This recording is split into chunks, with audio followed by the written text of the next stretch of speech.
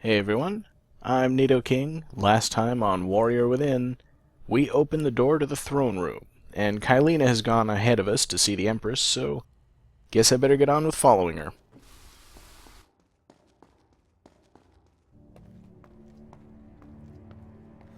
Where is the Empress? Where are the sands?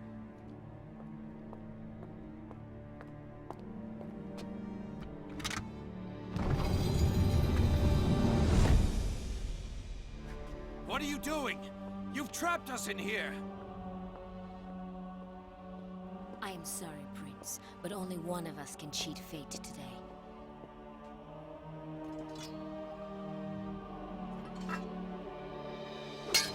You are the Empress! I told you to leave, and yet you kept coming back. I began to wonder. If you could change your fate, perhaps I could change mine. And what that has to do with killing a prince, I don't know. But as you can see, Catalina, aka the Empress of Time, uses the same dual blade style as Shadi. My blade calls for you. So you might think you want to fight her the same way. You will die if you attempt it. And not just because I keep hitting the vault button too many times and vaulting in the wrong direction.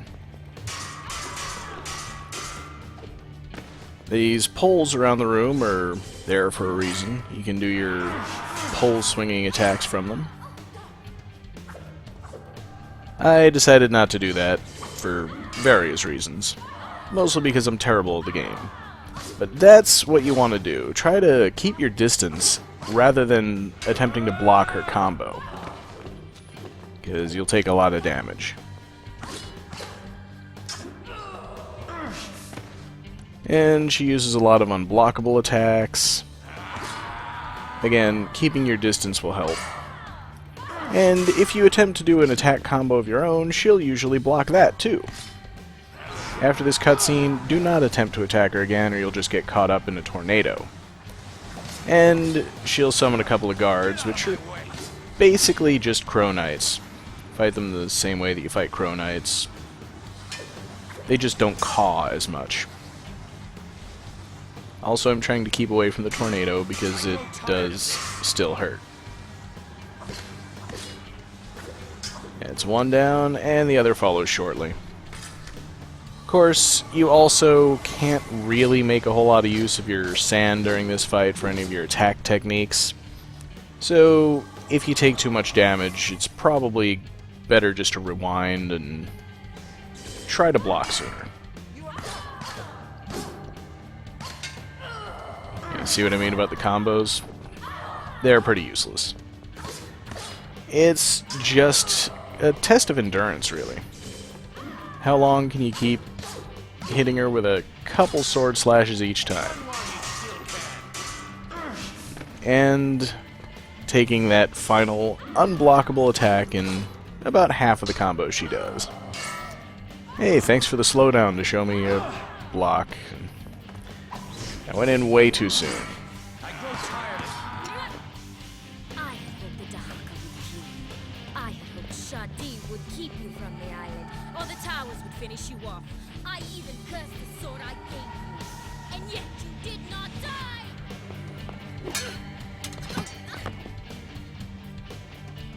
Why would you do this? I already told you. I have foreseen my future to die at your hands. But like you, I've decided to change it! So there we go. Now she finally explains what's been happening for the entire game. And I honestly didn't mean to use Ravages of Time there because, as you can see, it's useless. She can still move, she can still block, and you do almost no damage from the attacks while time is frozen, so waste of 2 sand tanks, not that I was using them very productively before that. She's still got something like a third of her life bar, and I'm one hit from death. You know what, this fight just isn't going to end well. No two ways about it. Game over count 2.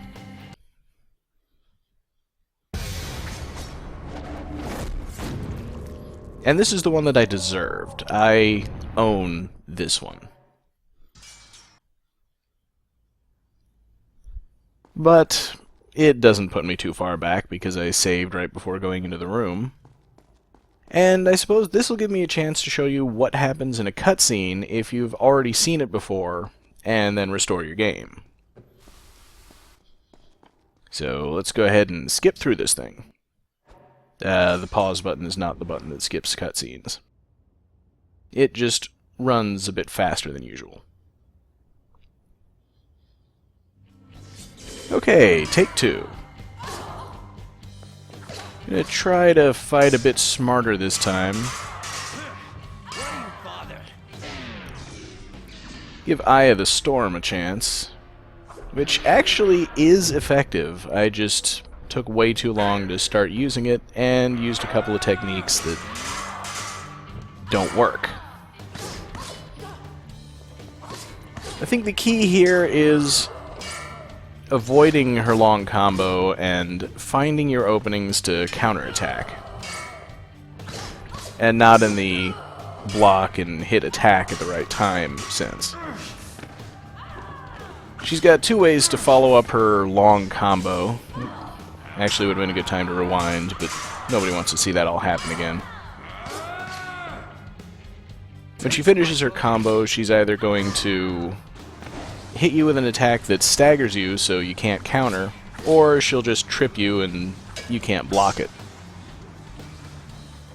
So just don't take the hits unless you absolutely have to, and if you're stuck for it, just go ahead and block. You'll take a little damage most likely, but at least you won't take a lot of damage.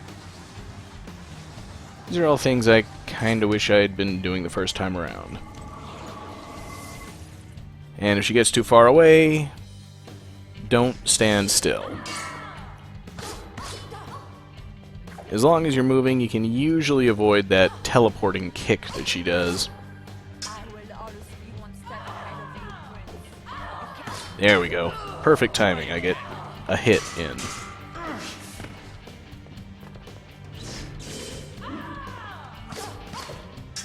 She always gives herself a second or two of vulnerability after the teleport kick, so that's a good time to get in an attack. And I think having two weapons is preferable, even though she will block a lot of the combos. Now, we've already seen this. Because at least you can do more dynamic combos than the 4-hit normal attack. And sometimes you can catch her with the spinning blades, like that.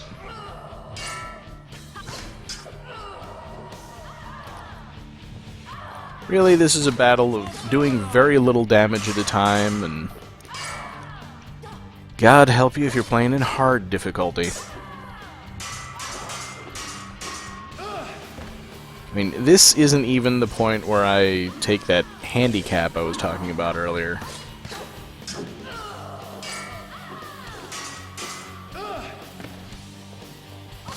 I think I'm in pretty good shape here. There we go, entering the final phase. And every time I get caught by the tornado. Good news is it does a tiny sliver of damage. And you know what? I'm gonna go ahead and use the Eye of the Storm here, because I just haven't been using sand, and these guys always give you refills. Speaking of which, if you actually manage to run short of sand because you're, say, rewinding like someone who isn't a dumbass, there's plenty of sand around the room. There's a couple of weapon racks that'll have secondary weapons for you if you use up the ones from those guards. There are just so many things that make this fight easier. I don't know why I'm not using any of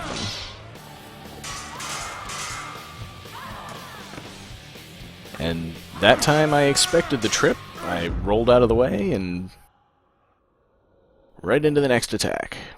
So that's how you rewind during the fight. Take a lot less damage, and we're both down to about the same amount of health now, I think.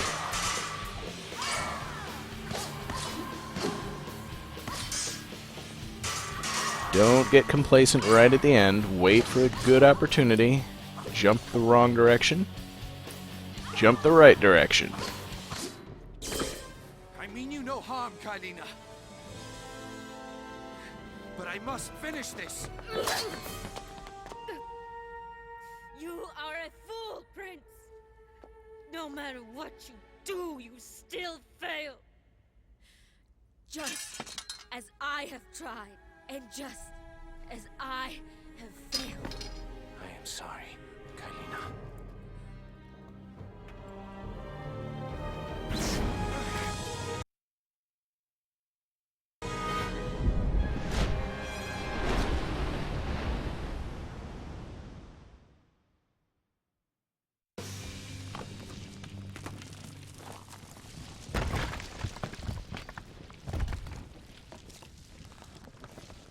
I must return to the present. And so he does off camera, and we get a random save point right at the end. Go ahead and leave that in, because this one is actually kind of significant.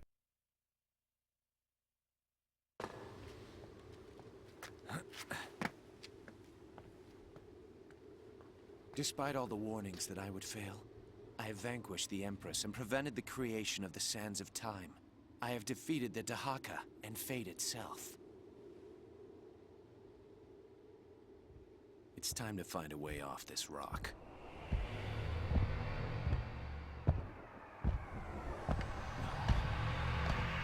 No, no, no!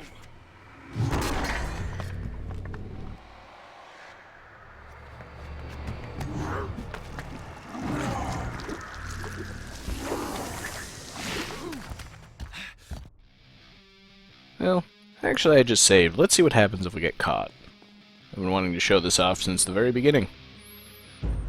As you can see, I can still rewind time up to a point, but if I let him just hang on to me for a few seconds, he removes my power to rewind, and it is game over.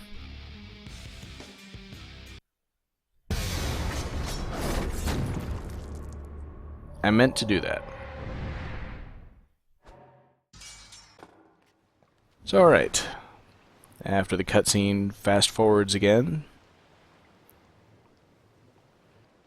I will actually attempt to escape the Dahaka, which should not be here.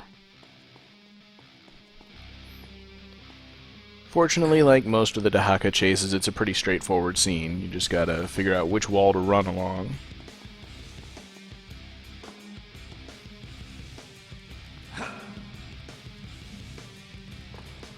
Not a whole lot of challenge to the whole thing. And the Dahaka pretty much always just waits patiently for you to get to a solid ledge. What is this? I saw the Empress die. She never created the sands. There should be no Dahaka.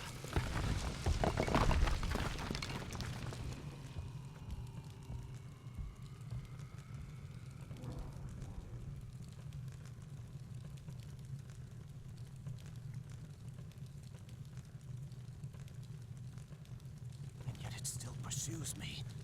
What has gone wrong?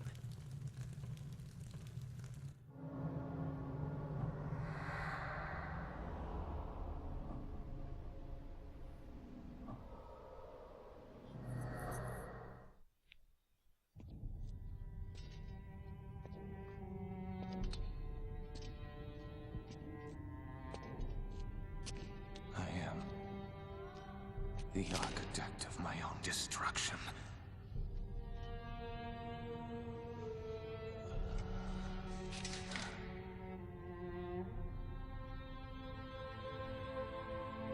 So this is it. What is written in the timeline cannot be changed.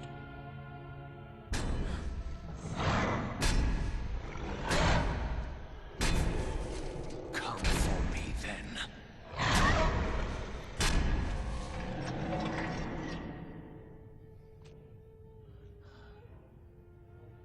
In my quest to destroy the Sands of Time, I have been the one to create them.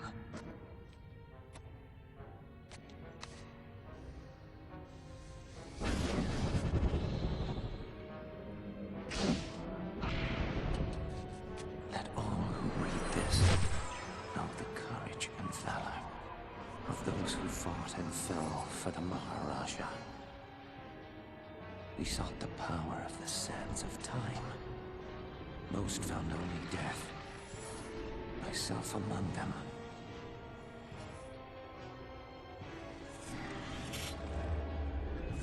But the mask of the Wraith gave me a second chance to travel back through time and change my fate.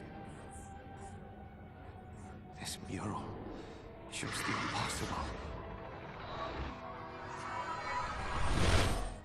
But the mask of the Wraith gave me a second chance.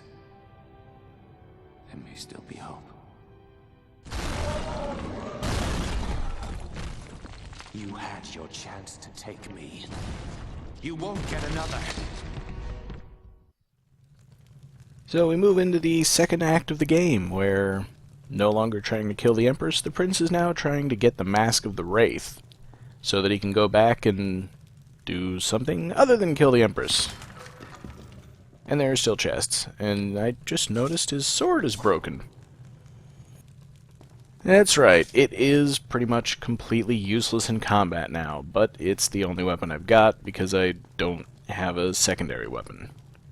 And only one way to go from here. Right into the waiting arms of the Dahaka, who's finally found his way in. And this is probably the best of the chase sequences in the entire game.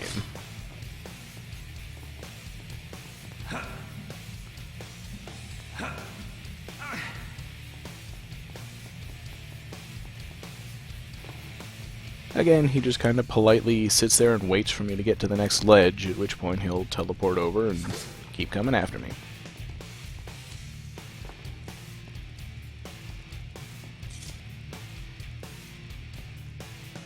And that was a perfectly dramatic time for me to miss a jump.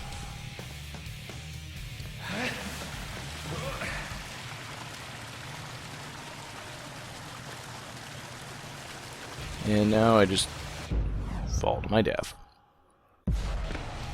I guess this wall is just slightly angled. You can see it from this angle, not from the other one. And we pull out the stone way down this platform, and that causes the tomb in the center to rise a little bit. There's another stone. I'll obviously have to get there and do the same thing. And a third stone. And once we've pulled all of them out, we can reach the door behind the waterfall. Thank you, cutscene. Now I gotta find the stairs, which are on the other side of the room.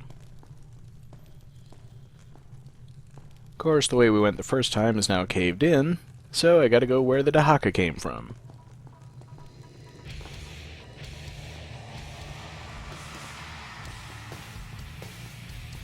And the chase continues.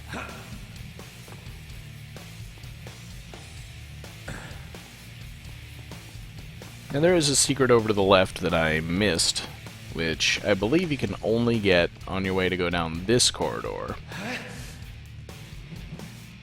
So that'll have to be bonus video material, but at the time I didn't realize how much I had screwed up, and spent the entire next hour or so of the game looking for that secret.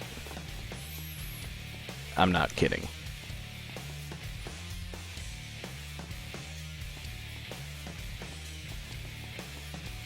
Not really a whole lot else to say about the Dahaka chase. It's letting you look back and see him standing there watching you do all your wall flippy stuff.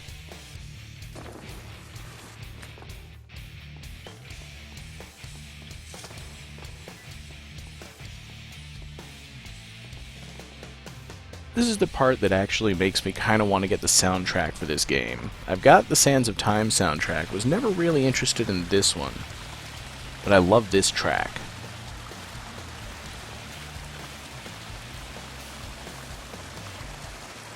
And I guess the Dahaka's just gonna sit and stare and hope that I go back towards him, I guess. Seems like he could just come around and come into the room the way that I went out, trap me in here. Seems like a sensible thing to do to me.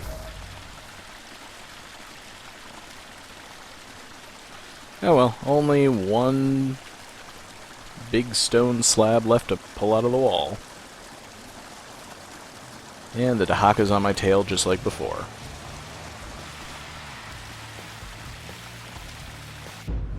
Waited just a bit too late to jump.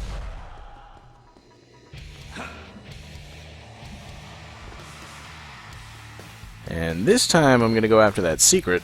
You can just see the weapon rack over on the left side there, but I couldn't get to it in time, and the Dahaka got to me. That's why I'm pretty sure you have to grab it on the way to the corridor on the left, because then you're running straight ahead instead of right back into the Dahaka's arms. Or tentacles, or whatever those things are he's catching you with.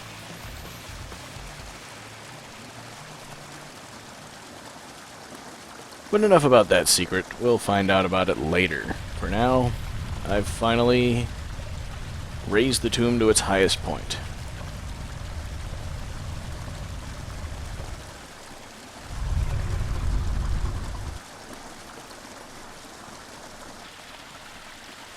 Actually, I kind of wonder, you might be able to go back now and get the secret. Because I don't think the Dahaka will follow you again. Oh well, all things to try when I put together the bonus video of all the other stuff I missed. And I know there's plenty of it. This game is full of secrets. So let's put a permanent waterfall between me and the Dahaka.